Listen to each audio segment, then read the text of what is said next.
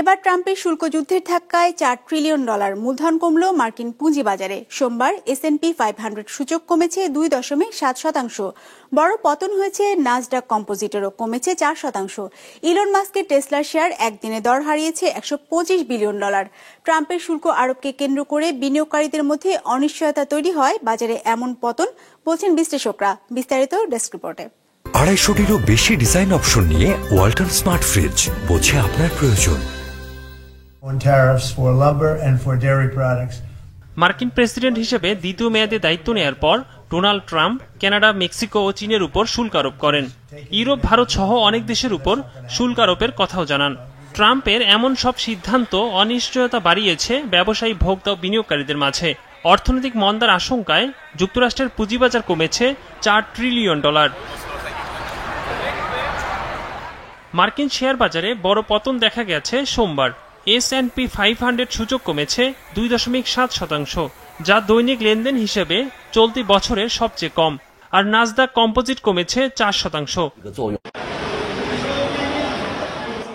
Nvidia ও টেসলার মতো বড় প্রযুক্তি কোম্পানির কারণে 2023-24 সালে S&P 500 সূচক 20% পর্যন্ত বেড়েছিল। তবে চলতি বছর এই শেয়ারগুলোর পতন ঘটেছে। সোমবার S&P 500 সূচকের প্রযুক্তি খাতের পতন হয়েছে 4.3%। টেসলার শেয়ার 15% কমে একদিনে ক্ষতির পরিমাণ দাঁড়িয়েছে $125 বিলিয়ন।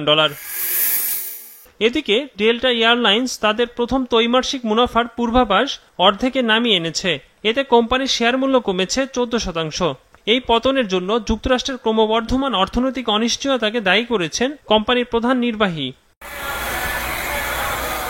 পুঁজিবাজার সংশ্লিষ্টরা বলছেন, চীনের সঙ্গে মার্কিন উত্তেজনার ফলাফল সম্পর্কে অবগত বিনিয়োগকারীরা। তবে যুক্তরাষ্ট্রের সঙ্গে কানাডা, মেক্সিকো ও ইউরোপের পরিণতি কি হবে তা নিয়ে বিভ্রান্তিতে আছেন বিনিয়োগকারীরা। 1 মাসের মধ্যে এই সমস্যার সমাধান না হলে অর্থনীতিতে গুরুতর প্রভাব ফেলতে পারে মত তাদের। অন্যদিকে বিটকয়েনের মূল্য 5% কমেছে, তবে চাহিদা বেড়েছে ইউটিলিটিস ও সরকারি বন্ডের। একরামুল ইসলাম খান, বিজনেস রিপোর্ট, মাছরাঙ্গা টেলিভিশন।